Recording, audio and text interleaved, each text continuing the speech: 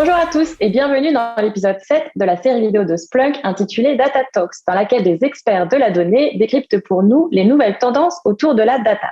Je suis Audrey Williard, Senior Content Marketing Manager chez Splunk, ou plus simplement dit, la voix française de Splunk. J'ai le plaisir aujourd'hui de recevoir un des spécialistes français de la donnée et de l'IT Ops, Stéphane Estevez. Bonjour Stéphane et merci d'avoir accepté notre invitation. Salut Audrey. Salut Stéphane. Donc, ça fait plus de 20 ans que tu évolues au sein de la scène IT, notamment en tant que product manager et marketeur. Donc, tu as été témoin de nombreuses tendances qui ont jalonné cet univers. Et si je te tutoie aujourd'hui, c'est que nous ne sommes pas des inconnus, car tu es un Splunker comme moi. En fait, tu as rejoint Splunk en 2018 et tu es rapidement devenu Monsieur Observabilité au sein de Splunk. Tu étais donc l'expert tout trouvé pour ce nouvel épisode, car le sujet du jour, c'est l'observabilité des données. Donc, comme d'habitude, on va partir d'une définition. Si tu le veux bien, est-ce que tu peux nous expliquer ce qu'est l'observabilité et ce que n'est pas l'observabilité? D'accord. Bon, je vais essayer d'être neutre. Donc, je vais enlever ma casquette de Splunker et reprendre ma casquette parce que j'ai surtout passé toute ma vie dans les data centers en product management, mais côté cloud provider, etc. Donc, pas forcément chez les vendors. Donc, je vais essayer d'être neutre à ce niveau-là. En fait, c'est assez difficile de répondre à ta question parce qu'aujourd'hui, il n'y a pas vraiment de définition de l'observabilité. Dans le sens où il n'y a pas un analyste, un Gartner ou un EDC ou autre qui a dit voilà, l'observabilité, c'est ça. Ce que je peux par contre essayer de faire, c'est d'expliquer un petit peu d'où ça vient, où est-ce qu'on en est, et peut-être donner ma version, en tout cas mon analyse de ce qu'est l'observabilité. Juste pour rappel, l'observabilité, il faut faire attention avec la terminologie parce que c'est un mot qui existe, c'est un concept qui est extrêmement bien défini parce qu'il vient de ce qu'on appelle la théorie du contrôle. C'est un champ des mathématiques qui est appliqué à l'ingénierie dans le monde industriel et ça des années 60. Donc c'est un truc qui est très sérieux, très carré. Mais ce qui est intéressant, c'est qu'aujourd'hui, c'est utilisé dans le monde, plutôt dans l'environnement DevOps. Donc, on a un peu chapardé la définition de l'observabilité. On se l'est un peu approprié dans le monde du DevOps et elle veut dire quelque chose de complètement, même si l'état d'esprit est le même, ça veut dire quelque chose de complètement différent. C'est pas forcément des maths, etc. Si on fait un peu l'historique, et je viendrai à la définition, en 2013, en fait, il y a eu c'est la première fois que sur Twitter, on voyait quelqu'un parler vraiment d'observabilité. C'était d'ailleurs l'équipe de Twitter. Et on s'est rendu compte que les premières références à l'observabilité se faisaient à cause d'un changement dans la manière de développer les applications et de les faire tourner dans le cloud, qui était le fait d'avoir des environnements distribués. C'est-à-dire que le code était sous forme de microservices, donc plein de petits bouts qui font l'application et qui dialoguent entre eux, le tout installé sur des containers, donc pour avoir de la ressource de calcul au lieu de leur donner des serveurs physiques dédiés ou de la VM, on faisait du container, donc un environnement très distribué. Et on s'est dit, c'est quand même très compliqué à gérer et à comprendre. Il faut qu'on les rende observables. Et pour les rendre observables, on s'est posé une question. On s'est rendu compte en fait qu'il y avait beaucoup d'inconnus puisque notre environnement avait changé et que finalement notre manière classique de monitorer était pas forcément adaptée. En fait, on avait ce qu'on appelle en anglais des unknown unknowns, des inconnus inconnus. C'est-à-dire qu'on se dit mais finalement, ces microservices et ces containers, ça génère des datas, et c'est des datas que j'ai peut-être ou que j'ai pas, mais il me manque quelque chose là. En fait, il y a un truc qui va pas, j'arrive pas. Il y a des plantages, il y a des pertes de performance, et c'est mon client final qui me le remonte, et moi je vois rien dans mes systèmes. Ok, donc mon système finalement, il est pas si observable que ça. Et on en vient en fait à la notion d'observabilité, et moi je préfère la définir plutôt en comprenant la mentalité derrière, enfin l'état d'esprit de l'observabilité. Et pour ça, je vais utiliser un exemple qui est maintenant un classique dans le monde de l'IT, qui est une erreur de logique que la plupart des gens font, qu'on appelle le biais du survivant. Alors ça a plein de champs d'application dans le militaire, etc., mais aussi dans l'IT. Et en fait, le biais du survivant, c'est quoi? Pendant la Deuxième Guerre mondiale, les ingénieurs anglais travaillaient sur améliorer les avions qui revenaient de campagne. Et donc, les avions se posaient, puis jetaient un coup d'œil, puis ils disaient, tiens, j'ai des impacts de balles dans les ailes, la queue, etc. Donc, je vais renforcer les ailes et la queue. Jusque-là, ça a l'air logique. Et en fait, non, c'était une grosse erreur, puisqu'en fait, on se focalisait sur les datas, sur l'information qui était visible. Donc, je vois mon avion, je vois les impacts, c'est là que je dois me concentrer mon travail. Et c'est un statisticien qui s'appelle Abraham Walt, qui a vu les ingénieurs, alors on dit, attendez les gars, là, vous êtes en train de partir sur les données que vous avez. Ce qui est important surtout, c'est de faire en sorte que les avions reviennent. Donc, il faut se concentrer sur les avions qui ne sont pas revenus, malheureusement. Donc, finalement, s'ils ne sont pas revenus, c'est qu'ils ont été impactés ailleurs que sur les ailes et sur la queue. Et donc, il faut se concentrer sur cette partie-là. Et en fait, c'est ça, l'état d'esprit de l'observabilité. C'est d'aller chercher ces inconnus, pas se concentrer uniquement sur les données que j'ai, sur la manière que j'ai de monitorer depuis toujours. OK, j'ai des CPU, ben je vais regarder si le CPU est à 100%. On le sait. Non, c'est quelles sont les données nouvelles dont j'ai besoin pour rendre mon système observable et faire en sorte que tous mes avions reviennent à la maison, donc que mon application tourne et que je donne la performance escomptée à l'utilisateur final. Et c'est ça la mentalité de l'observabilité. C'est aller chercher ces datas que je n'ai pas. Et souvent, alors je suis désolé, c'est un peu long comme explication, mais on dit que il y a trois principaux piliers, on va dire, à l'observabilité, trois types de données nécessaires à l'observabilité, que sont les logs, les métriques et les traces. Un métrique, ça va te dire, un peu comme dans ta voiture, c'est ton tableau de bord, ça va te dire, il y a un truc qui va pas, il y a un voyant qui passe au rouge. Mais on a tous eu un jour le voyant moteur qui est en rouge et on n'a pas la moindre idée de ce qui se passe. On sait juste que on est en mode panique. Ça, c'est les métriques. Ensuite, on passe voir le garagiste pour essayer de trouver d'où ça vient. Est-ce que c'est le moteur? Est-ce que c'est le radiateur? Est-ce que c'est... Et pour ça, on va utiliser des traces. Donc, les traces applicatives, le petit cheminement que l'on fait quand on se balade sur une application, un site ou autre, ça va me dire à peu près où se trouve le problème. Est-ce que c'est ma base de données? Est-ce que c'est mon serveur d'application, etc. Et si je reprends l'analogie de la voiture, à un moment, le garagiste, il va connecter son ordinateur sur l'ordinateur central du véhicule. Et là, je vais prendre les logs. Et là, je vais exactement trouver ce qui s'est passé, quel a été le problème, à quelle heure et quelle pièce. Et donc, les logs, c'est ça. Ça va te donner finalement la cause première de ton incident, la fameuse route cause. Donc, c'est pour ça qu'on a besoin de tout ça. On a besoin des métriques pour être alerté qu'il y a un souci. On a les traces pour savoir où regarder. On a besoin des logs pour comprendre qu'est-ce qui s'est passé concrètement. Et c'est ça, et c'est ces données-là, dans ces nouveaux environnements distribués, qu'il faut collecter. Et si je récupère tout ça, mon système devient observable. Donc, si j'ai les bonnes datas, mon système est observable. Du coup, je le monitore encore mieux. Et ça répond à une des questions est-ce que l'observabilité remplace le monitoring? Personnellement, j'y crois pas. L'observabilité, c'est un nom propre. Donc, j'ai les datas, je les ai pas. C'est un problématique de data qui va aider le monitoring à faire son travail, qui est de récupérer cette data et te dire, écoute, il y a un souci, voilà où ça se trouve, etc. Il faut s'en occuper. Ok, donc là on a bien compris, voilà, monitoring et observabilité c'est finalement complémentaire et l'observabilité c'est pas nouveau mais c'est appliqué à un autre champ d'activité. Mais néanmoins l'observabilité appliquée à l'IT on va dire et aux données c'est plutôt récent comme tu l'avais évoqué. Est-ce qu'il y a quand même des principes fondamentaux qui s'appliquent à l'observabilité dans ce domaine-là que tu as pu rencontrer ou tu penses que voilà qui pour toi sont vraiment ce qu'est l'observabilité aujourd'hui? Aujourd'hui, le souci, c'est que pour rendre le système observable, il va falloir donc collecter ces fameuses datas. Et la problématique, c'est qu'après, il faut les envoyer quelque part. Donc, tu as besoin d'un certain nombre d'outils pour faire en sorte que ton système, et quand je dis système, c'est vrai que en fonction de la taille de l'entreprise, souvent, on est dans un monde plutôt hybride, c'est-à-dire qu'on va avoir du multi-cloud en frontal pour de la prod, de la pré-prod, peu importe. Et puis parfois la transaction va finir sur un mainframe ou sur du SAP ou sur un système dans le data center propriété de l'entreprise. Donc on est dans un monde compliqué et hybride. Et pour rendre tout ça une transaction observable, ça va demander pas mal d'outillage. Ça va demander des outils spécifiques pour les logs, des autres pour les traces, d'autres pour les métriques. Parfois, si je prends le cas des traces, on va en avoir différents parce qu'on a ceux qui vont s'occuper de la partie legacy, donc mon ancienne appli. Mais par contre, il faut ce qu'on appelle une APM, Application Performance Management, donc un outil pour comprendre le tracing. Il m'en faut un nouveau pour le cloud parce que souvent les outils d'APM traditionnels sont pas adaptés au cloud, etc. Donc, on va voir que ça demande quand même un certain nombre d'outillages. Et indépendamment du fait d'avoir les outils, il faut surtout que cette information dialogue entre elles. Parce qu'encore une fois, quand on est dans un processus de troubleshooting, de trouver ce qui va pas, ça part toujours d'une alerte. Donc, il faut qu'à partir du métrique, par exemple, je puisse basculer vers la trace et de la trace aller vers les logs qui sont liés à cette trace ou au container en question. Enfin, donc, il faut que je puisse me balader de l'un à l'autre pour faire mon travail d'investigation. Et c'est ça souvent une problématique, c'est que on a beaucoup d'outils, ils sont très isolés. C'est d'ailleurs un des gros challenges de l'observabilité. D'accord. Et donc, on en parlera un petit peu tout à l'heure, un petit peu des mauvaises pratiques et des écueils. Mais juste avant, je vais donner un peu la voix aux détracteurs de l'observabilité.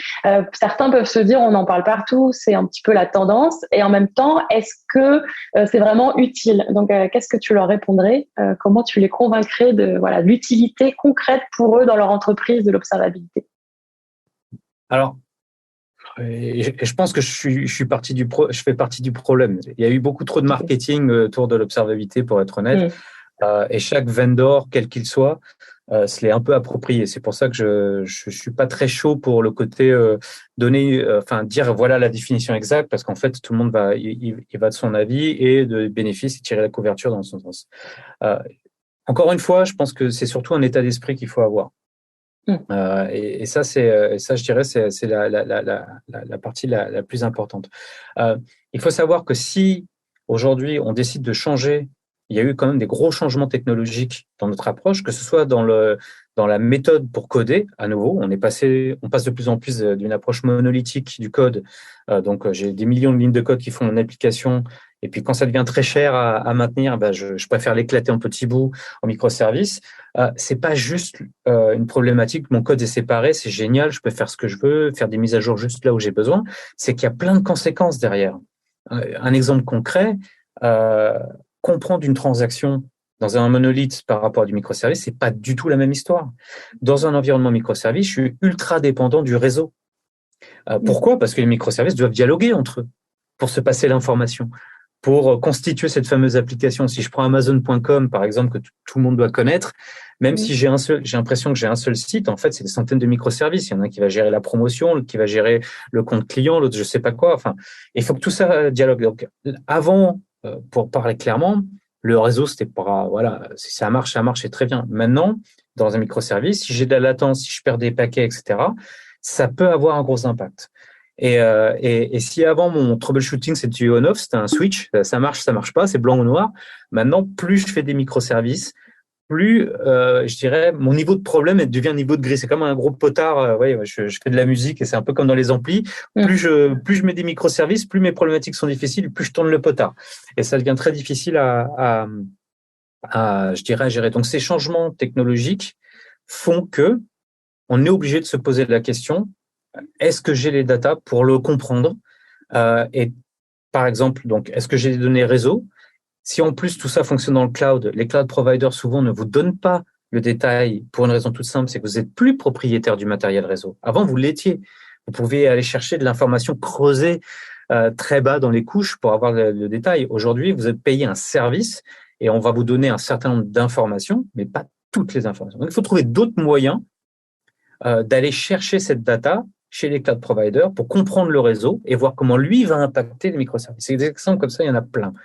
Donc c'est ça aussi, il faut aller chercher ces informations-là sur lesquelles parce qu'on les a perdues ou parce qu'elles vont trop vite. Un autre exemple, des containers, ça vit et ça meurt et ça peut avoir des problèmes en millisecondes. Si vous avez un outil aujourd'hui qui monitore toutes les minutes, vous avez pendant une minute, le système n'est pas observable. C'est-à-dire qu'à 11h00, il vous dit tout va bien. À 11h01, il vous dit tout va bien. Alors que si ça se trouve, à 11h et quelques millisecondes, un container a eu un souci, ça a crashé un microservice, mais le système l'a redémarré. Donc, il redevient up. Et lorsque la prochaine fois vous allez checker, vous dites, moi, ça va. Donc, en fait, vous avez rien vu et entre-temps, vous avez perdu des clients. Donc, l'observabilité, c'est aussi, par exemple, faire du temps réel par rapport à faire du je check toutes les 5 minutes. Parce qu'aujourd'hui, c'est la nouvelle cadence, c'est les nouvelles règles. Donc, pour moi, c'est plus une option. À partir du moment où on modernise son application et son infrastructure, il y a des nouvelles règles à suivre, il y a des nouvelles attentes des utilisateurs. Un utilisateur, au bout de 2 secondes, si la transaction un peu trop longtemps, il s'en va. Donc, c'est soit on adopte une approche observabilité, soit on s'expose à être à moitié aveugle et à ne pas fournir la qualité de service attendue et donc à impacter le métier, tout simplement. D'où l'importance, donc, tu disais d'avoir les bons outils. Je vais te poser la question, quels sont les outils? Et comme tu as enlevé ta casquette Splunk, tu as pris celle d'un musicien, ça tombe bien, tu pourrais être complètement neutre. Oui, je vais pas donner de nom de produit particulier Splunk, mais de toute façon, il y a les outils de base. Si on revient au type de données dont on a besoin, Donc, les logs, les métriques et les traces. Donc, forcément, il faut un outil de tracing. Idéalement, ce qu'on appelle du tracing distribué. Donc, parce que ce sont des outils, c'est des versions modernisées, on va dire, de l'APM, qui est la partie qui comprend un peu le cheminement des gens dans l'application, mais qui est surtout orientée vers des environnements type microservices. Donc, il faut du tracing distribué pour comprendre la partie tracing. Il faut bien évidemment, et on démarre toujours par un puits de log, parce que si j'ai tous les logs, je sais que je trouverai forcément la route cause quoi qu'il arrive. Donc, puisque le détail se trouve à cet endroit. Donc, du tracing distribué. Il faut des logs. Il faut des outils de monitoring classiques, mais ça, on les a pour la partie métrique. Et puis, aujourd'hui, les exigences des utilisateurs sont telles, on voit une résurgence d'outils qui étaient un peu tombés en désuétude, mais qui étaient ultra populaires au début de l'e-commerce. Comme tu peux le voir, je suis un peu vintage et j'ai vu arriver Internet en France. Et à l'époque, on faisait beaucoup de real user monitoring, du synthetic monitoring, donc tout ce qui était la compréhension du dernier kilomètre, du monde extérieur. Est-ce que le problème, s'il vient pas de chez moi, mais est-ce qu'il vient des opérateurs que les utilisateurs utilisent? Est-ce qu'il vient de la device, etc. Et on se rend compte qu'aujourd'hui, juste pour donner une statistique, grâce, avec des pincettes, grâce à la pandémie, on a accéléré la transformation digitale. Aujourd'hui, 55% des échanges entre les utilisateurs et les entreprises se font de manière digitale. Ça veut dire que les attentes sont plus les mêmes. Donc aujourd'hui, on est obligé de prendre ce dernier kilomètre. Donc il faut non seulement maîtriser toute son application, son infrastructure, qu'elle soit dans le cloud ou chez soi, mais aussi étendre cette visibilité au monde extérieur. Donc il faut du RUM, du Real User Monitoring. Donc que font vraiment les utilisateurs sur l'appli? Et puis, il me faut du synthetic monitoring. Ce sont des petits robots, on va dire, qui partout dans plein de data centers de l'Internet, qui vont de plein de zones géographiques en 24/7, de manière permanente, aller checker que le système est visible de l'extérieur et que les transactions fonctionnent, etc. Donc ça, voilà. Donc on a dit tracing distribué, puis de log, un outil de monitoring metrics, du RUM, du synthétique. Donc on voit que ça commence à faire un certain nombre d'éléments. Ça, ce sont les récepteurs. C'est pour envoyer la donnée. Mais il faut la collecter. Le problème, c'est que chaque outil, souvent, demande à installer un agent, etc. Ça devient invivable. Alors là, je recommande, et là, ça tombe bien, c'est quelque chose de neutre. Je recommande un projet open source à tout le monde, ce qui est Open Telemetry. Alors, personne n'aime changer et rajouter des agents dans ces systèmes. C'est juste une horreur quand on en a des milliers pour l'avoir vécu. Par contre, ça vaut le coup de le faire maintenant. Pourquoi? Parce que c'est pour la première fois dans notre métier, on se retrouve avec un projet open source que tous les vendors utilisent. Donc, ça permet d'avoir un agent unique qui va être capable de collecter les logs, les métriques et les traces et les envoyer à quelle que soit la destination, que ce soit Splunk ou un autre outil, peu importe. Mais une fois qu'on a fait ce travail, il n'est plus à faire. Et en plus, il est ultra light, il consomme très peu de ressources et surtout, il est pérenne dans le sens où si demain, je veux changer de destination, je veux changer mon outil d'APM, mon outil de log ou machin, etc., j'aurais pas besoin à réinstrumentaliser mon environnement, ce sera déjà fait. Donc ça, c'est la petite pépite. Allez jeter un coup d'œil à OpenTelemetry. Là, je remets Splunk, ma casquette 2 secondes, et on est le principal contributeur, mais on n'est pas le seul. Et c'est vraiment de l'open source. Bon, j'enlève la casquette. Non, c'est super. Du coup, moi, je te connais. Je sais que tu as travaillé avec beaucoup d'entreprises sur des projets d'observabilité. C'est aussi ça qui est intéressant aujourd'hui. Est-ce que tu peux nous donner des exemples concrets de bonnes pratiques qui ont été mises en œuvre par les entreprises que tu as suivies et qui seraient intéressantes à suivre à toutes les personnes qui nous suivent aujourd'hui? Voilà, est-ce que tu peux partager quelques exemples avec nous? Alors, je dirais peut-être la première chose, c'est qu'il faut procéder étape par étape. Souvent, on a envie de tout faire d'un coup et c'est juste trop compliqué. Un exemple, pas forcément directement lié avec l'observabilité, mais pour illustrer le fait qu'il faut aller étape par étape. Le nombre de fois où on a vu des clients qui se disent, bon, ça y est, on va passer au microservice, on va éclater notre monolithe, etc. Rien que ça, déjà, c'est pas simple, puisqu'on a vu qu'il y a plein de conséquences. On n'a pas pris l'exemple du réseau, mais il y a plein d'autres choses. Alors, c'est peut-être un peu plus, c'est déjà compliqué à faire d'un point de vue dev, mais c'est aussi compliqué après dans la partie run par les équipes Ops, l'autre partie du DevOps, etc. Donc, et souvent, en fait, quand il y a un vrai projet de changement, on se rend compte que tout le monde saute sur le wagon. Du coup, il y a le développeur qui va lever la main en disant, mais puisqu'on fait du microservice, moi, j'aimerais bien changer la base de données, moi, j'aimerais bien changer le langage, moi, j'aimerais bien changer ci. On se retrouve avec un monstre, avec 50 milliards de sous-projets, on a perdu le focus et ça crée un risque en fait. Donc le premier conseil, moi ce que je vois dans ceux qui ont vraiment réussi cette transition, ce passage vers le cloud native, déjà d'un point de vue code et applicatif et ensuite observabilité ou outillage, c'est d'avoir une vision assez claire des petites étapes et d'avancer comme ça parce qu'il y a aussi tous les aspects organisationnels.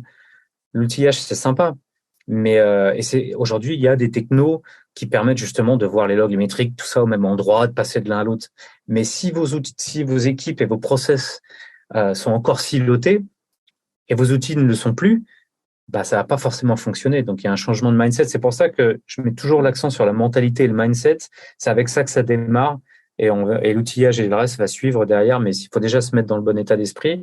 Et c'est les sociétés en fait qui sont un peu précurseurs là-dessus. C'est ce qu'ils ont fait. Et c'est pas forcément que de la tech. Alors je crois que c'est un cas public, donc je vais en parler vite fait, mais un des si ce n'est le plus grand fabricant de pneus au monde, qui est un client Splunk avec qui on a discuté, ils ont commencé à avoir l'état d'esprit d'observabilité il y a au moins 4 ans déjà. Voilà, ils ont commencé vraiment par insuffler ça aux équipes IT et le reste a suivi derrière. Donc, ça a pris du temps. Mais le succès, il passe par ça. D'accord. Et du coup, bon, tu l'as déjà un petit peu évoqué, mais est-ce qu'il y a vraiment des mauvaises pratiques que tu vois et en gros, si tu nous partages maintenant, ça nous évitera de perdre du temps sur les projets observabilité. Est-ce qu'il y a des choses vraiment à éviter à 100%? Bah, je dirais c'est le manque d'anticipation. En fait, la plupart du temps, quand on se dit, voilà, bon, bah, j'ai fait des microservices, ça marche sur le laptop de mon développeur, c'est sur des containers, c'est standard, j'ai juste à le pousser dans le cloud et puis ça va fonctionner parce que c'est ce que j'ai lu dans la presse et a priori, ça marche comme ça. Quand on passe à échelle de production, c'est pas du tout ça.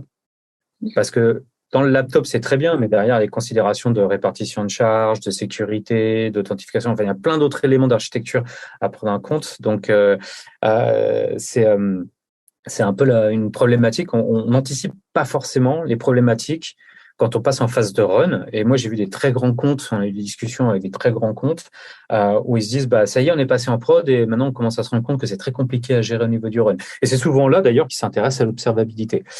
Moi, j'ai presque envie de dire qu'il faut anticiper même l'étape d'après de l'observabilité.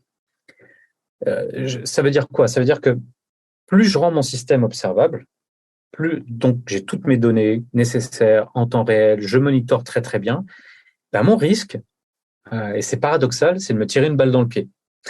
Parce que maintenant, attention, vous allez tout voir. C'est-à-dire que vous allez même voir les incidents que vous ne connaissiez pas. Et quand on est aveugle, finalement, on est un peu heureux parce qu'on se dit, bah, je suis pas au courant. Ça plante, mais je suis pas au courant. Donc, il va falloir anticiper ça. Et il y a un autre concept, entre guillemets, ou un autre type de technologies qui vont aider à traiter cet élément-là, ce qu'on appelle l'AIOps, qui est en fait toutes les technologies à base de machine learning essentiellement, qui sont là pour décharger les équipes de prod sur justement le traitement des incidents externes. Parce que vous allez avoir un sacré volume d'incidents en plus, parce que maintenant vous allez tout voir. Donc, par contre, en face, vous allez avoir toujours les mêmes équipes, le même nombre de people. Et il faut anticiper ça. L'idée, c'est pas de leur envoyer un tsunami.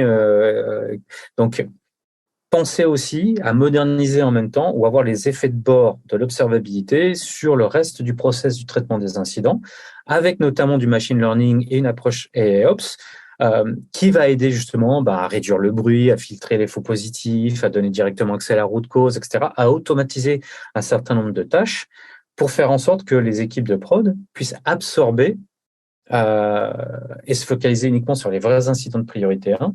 Ce qui va se passer une fois le système sera observable. Donc ça, c'est vraiment un point important. Il faut à chaque fois, c'est quand même une vision à long terme, encore une fois, mais c'est un gros changement. Mais c'est finalement adopter ce mindset, c'est la meilleure chose. Enfin, c'est la meilleure chose à faire parce qu'on n'a pas le choix. De toute façon, c'est le sens de l'histoire aujourd'hui. En parlant d'histoire, on arrive à notre dernière question qui est toujours la même. Par rapport au concept d'observabilité, on voit que c'est quand même assez récent. Comment tu le vois évoluer dans le futur? Qu'est-ce que ça va donner en gros pour toi l'observabilité? Nous, alors là, je reprends juste 2 secondes. Enfin, c'est pas vraiment la casquette Splunk, mais c'est juste qu'on a fait une étude là-dessus. Donc, c'est plus le retour des CTO et des IT managers, mais elle était commanditée par Splunk. Donc, c'est pour ça que j'ai un petit morceau de casquette, qui est l'état de l'observabilité. Et un des retours que l'on a eu sur le futur, c'est qu'on est en train de voir une tendance, notamment si on parle de l'outillage et de la modernisation de l'outillage, c'est que les gens sont en train d'étendre le nombre d'outils tout en essayant d'avoir moins de vendors. Parce que, encore une fois, ça demande quand même beaucoup d'outils, il faut qu'ils dialoguent entre eux, etc. On n'a pas forcément envie d'avoir à gérer 50 milliards de vendors, etc. Donc, la tendance va aller là-dessus. Donc, je pense qu'il va y avoir une concentration déjà. C'est-à-dire que les outils vont faire de plus en plus. Tout le monde va avoir besoin de toutes ces briques, les distributed tracing, RUM, tout ça, etc. D'abord, ça va se faire avec, si possible, moins de vendors, mais qui pourront couvrir tous ces différents aspects.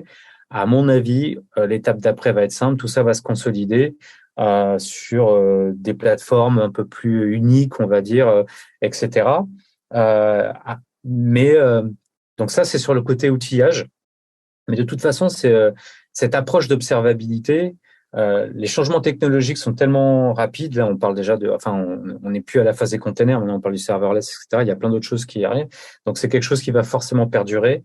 Et encore une fois, en tant qu'état d'esprit, je dirais, plus que après, le marché va évoluer en termes d'outillage, etc. Mais l'état d'esprit, maintenant, je pense qu'il va commencer à centrer. Puis, on va attendre aussi ce que vont nous dire les analystes. Peut-être qu'un jour, on va avoir une vraie définition dans un dictionnaire et on sera tous d'accord. Et puis, voilà, quoi.